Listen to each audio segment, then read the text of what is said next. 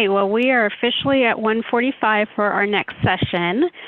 So this session is presented by Wayne and Jim, and they are going to be talking about providing actionable and impactful feedback.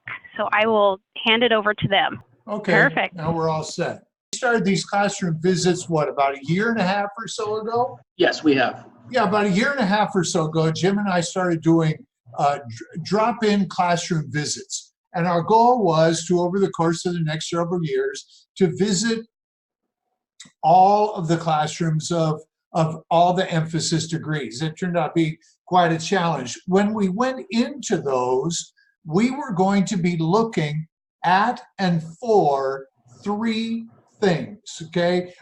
Normally, you know, when faculty services goes in and does a classroom review, they look at your announcements, they look at your participation in the discussion forum, they look at your response time to questions in the question to the instructor forum, the private forum. We decided we wanted to focus our observations on three things.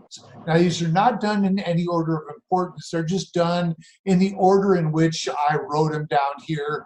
The order I wrote them down here. The first thing we were looking at was we would pull up some of the graded papers.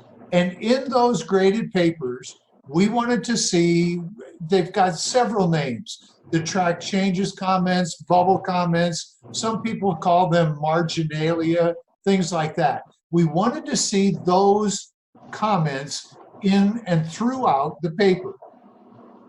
We'll get into a little bit later, but those comments could focus on content, they could focus on format, and they could focus on construction, things like grammar errors and things like that. But we wanted to see those comments throughout the document.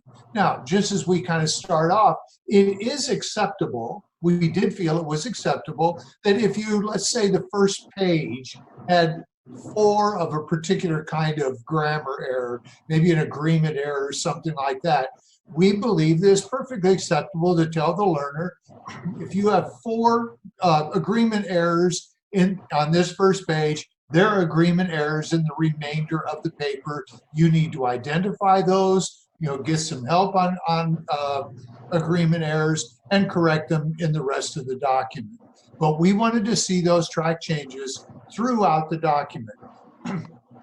We then wanted to see summative comments. Now, there are 2 places that those summative comments could go. Some people, some instructors like to put the summative comments in the rubric, you know, in the Loud Cloud classroom. Others like to put it in the paper. We encourage instructors to put those comments in the paper, and I'll tell you why we do that. The students lose access to the Loud Cloud classroom, I believe 4 weeks after the class is over.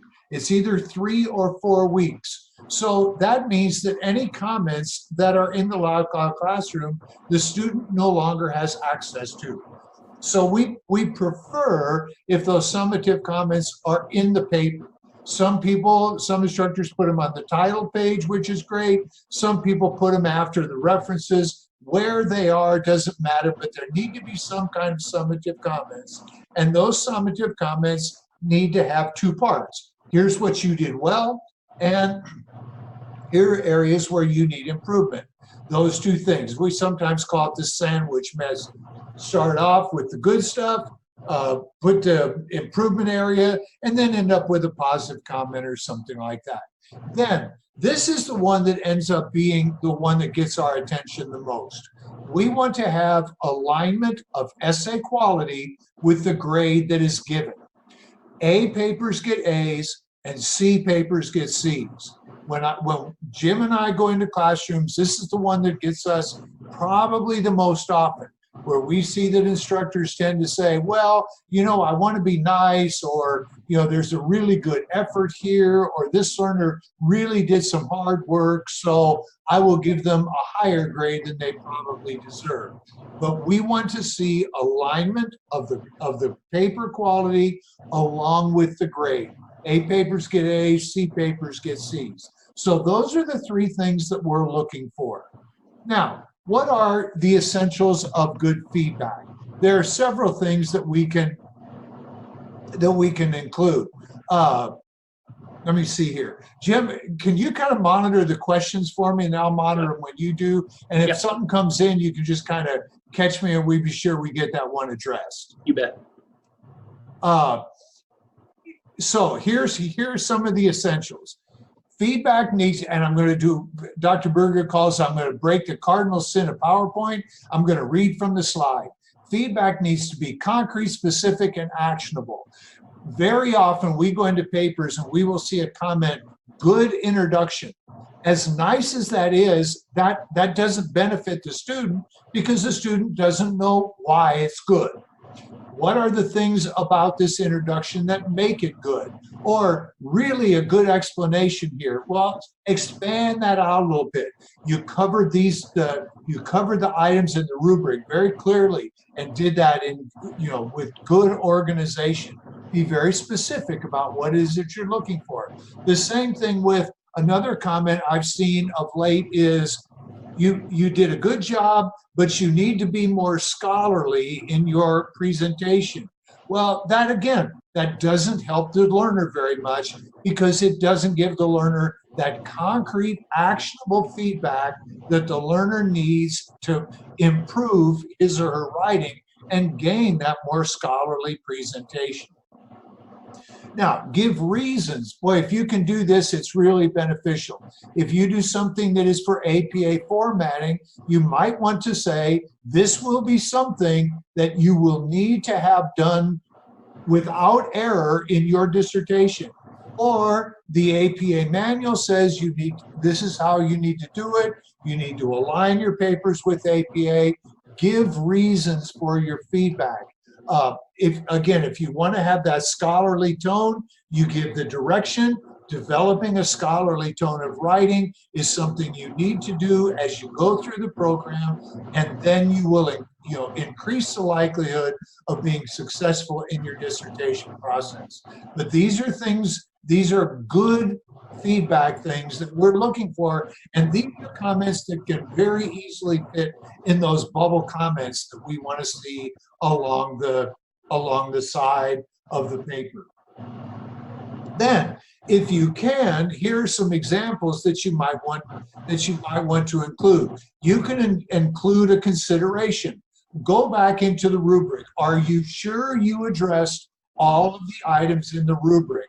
I could not find all of them, and then that becomes a reason why you grade the person down for that particular section. If you look at your format with the samples or that are in the APA manual, you'll see that your paper is not quite in alignment. Those are things that we can do. Can you provide more information? Can you be more specific in what you say, in how you're going to address this problem? These are all some suggestions that you can give in those bubble comments, and then you can also repeat those in your summative comments that you provide at the end of the paper. Now, I'm going to go back to the first slide. These are the three things that we look for when we go into a classroom. If we see all three, boy, that's great. Away we go, we're done. We may very well shoot an email. Hey, went into your classroom today, you're doing a great job, keep it up.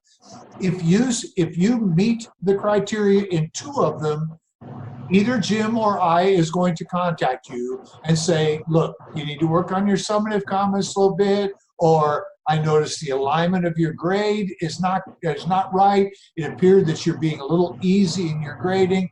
If you get one of the three, we're also going to contact you.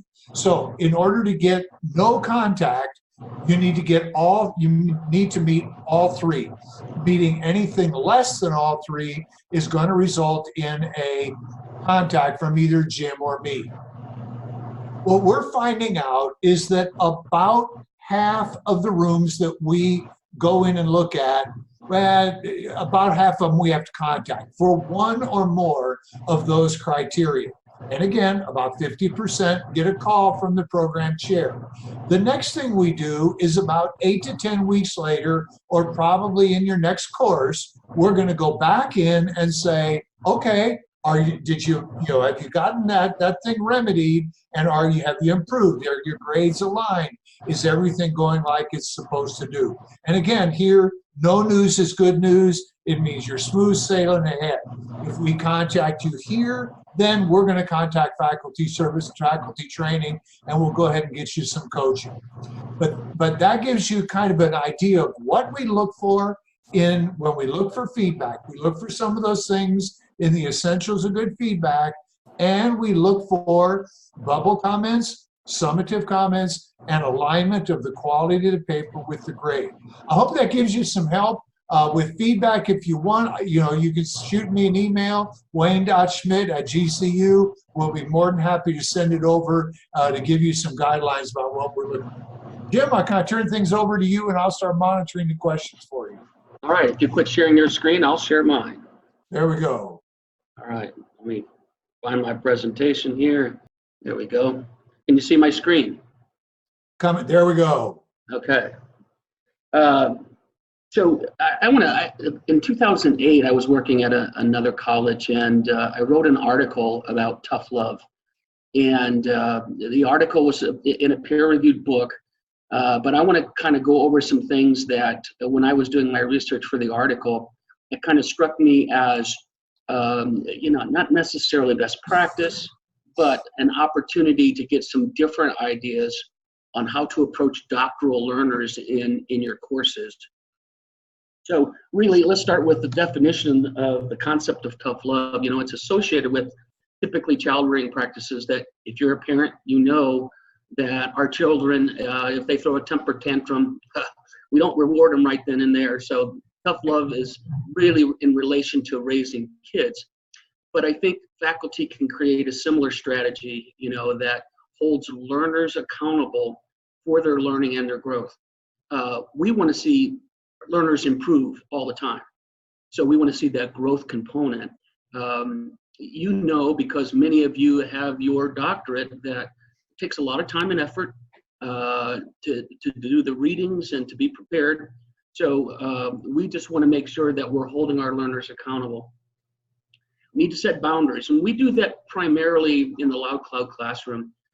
One of my expectations is that every post, whether it's a first post to the initial DQ or a follow-on post to a fellow learner or myself, is required to have at least one peer-reviewed journal article as a reference that is not course material.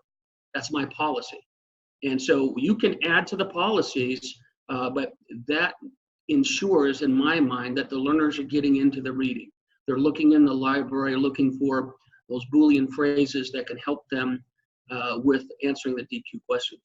Jim, real quick, can you click the enable editing button? How's that? There you go. Thanks. All right. Thank you. And in doctoral work, I think it's incumbent upon faculty to challenge mediocrity. If you find a learner that is, in the beginning of class, is doing outstanding work, very intense post, content laden, and then all of a sudden they slack off, I think it's incumbent upon us to continue to hold those learners to a higher expectation. So mediocrity is not what we would expect in a doctoral level program. Failure is acceptable. Yeah, just like punishment, failure can have very strong negative consequences, but it is our responsibility to turn that failure into something positive. It should be managed by faculty. If you come across a terrible paper and you want to assist that learner, you should lay out some specific goals. Whether it's, really getting in and deeply following the rubric for the content, or if they're just the grammar and sophistication of writing is not there, you need to give them some expectations and goals for that next paper. Because as some of our faculties say, our learners are firefighters. They will put out the fire that's in front of them. Once that is out, they'll move on to the next thing. So we want to make sure that we're giving that strong, effective feedback. Affective dissonance, it's associated with failure. I didn't do a good enough job on that paper and I want to do better.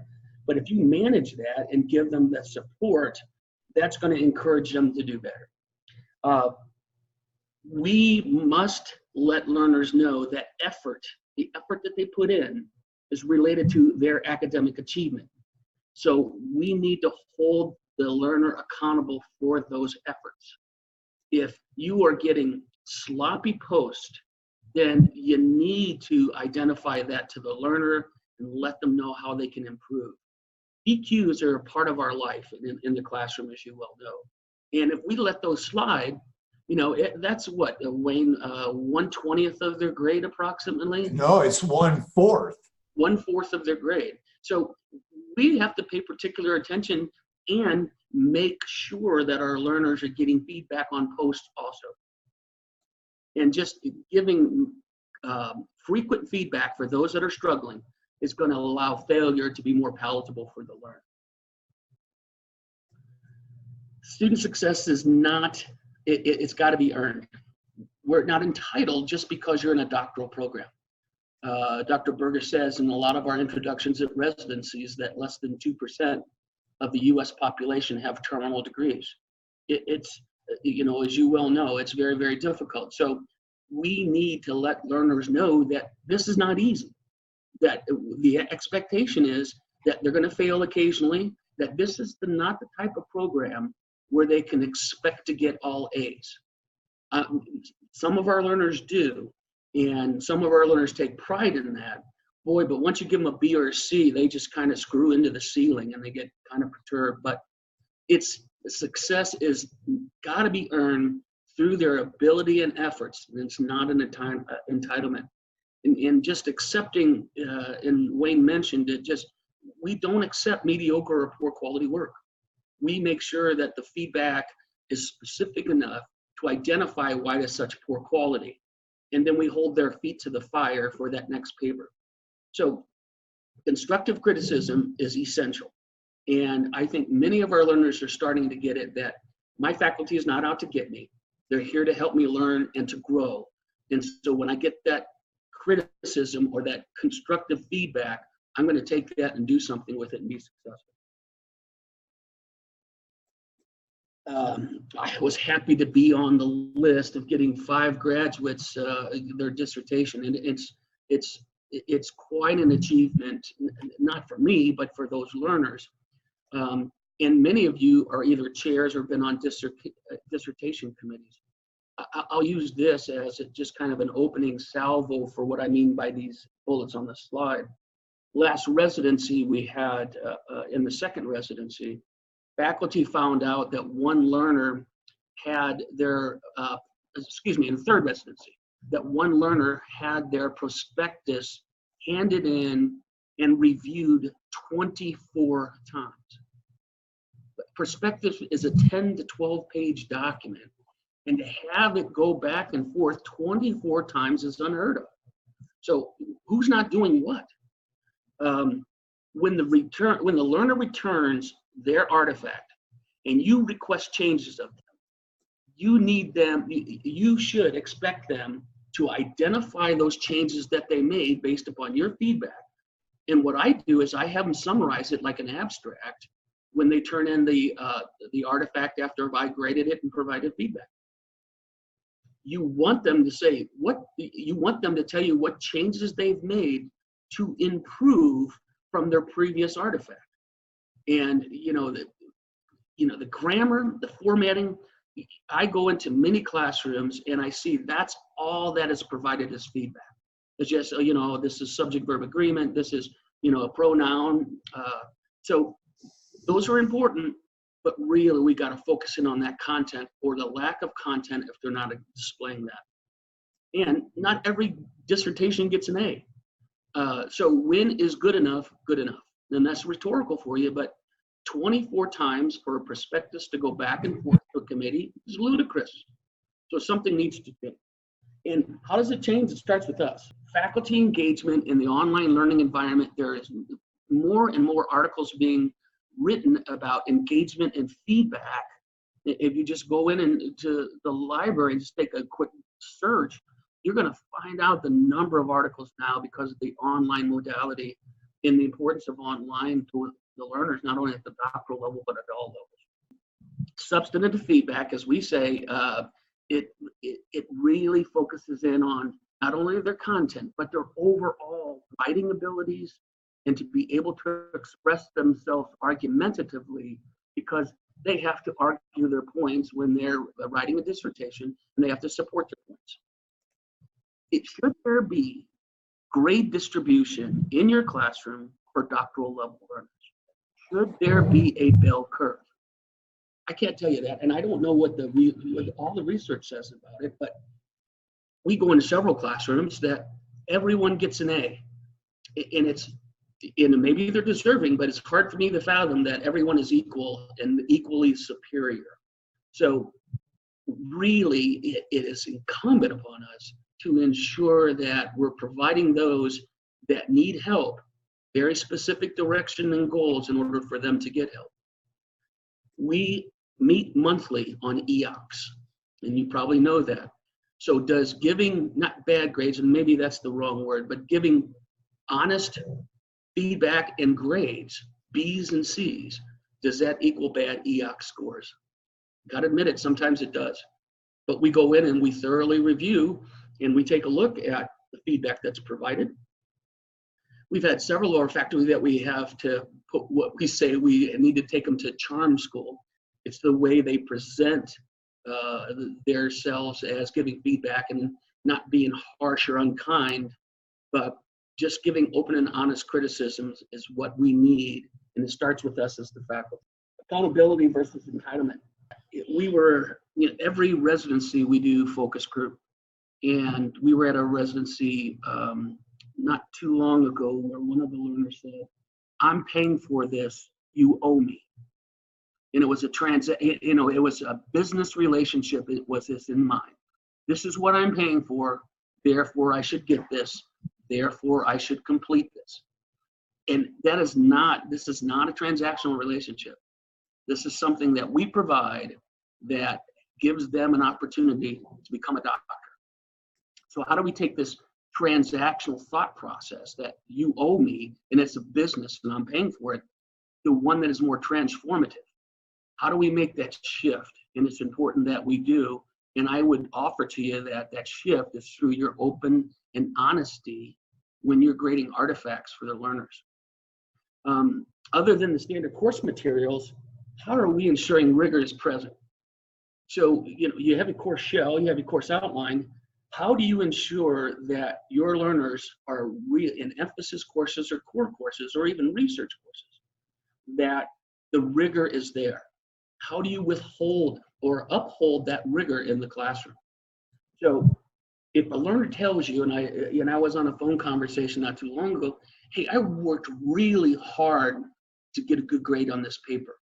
Well, what does working really hard mean? Isn't that what you're supposed to do? I mean, this is the kind of program where you really got to scrape your knuckles. And I think it's important for us to be able to say, yeah, you're expected to work hard. Not everyone can get this type of degree. And so we're going to hold the integrity to it. And we're not going to have you be entitled. We're going to hold you accountable. Finally, our job is to prepare scholars. Do you have average learners in your class? And if you do so, do they know it? Do you know it? So if you look at your grade distribution and the average may be a little lower than a B, but if you have those learners, are you telling them, hey, you got to pick up the pace, you got to improve? How do you know that a learner's reading enough? Can you tell that based upon their DQ responses? Can you tell that based upon the artifacts that they complete and send to you? So the syllabus is just a guide. It's to meet the course objectives, but this is where you have an opportunity to add anything to create more resources and to ensure that our learners are getting what they need. And when the learner's leaving your class, are they prepared for the next? Are you preparing our learners in their writing abilities, in their content expertise, in order to complete a dissertation? Because that's our role as preparing scholars.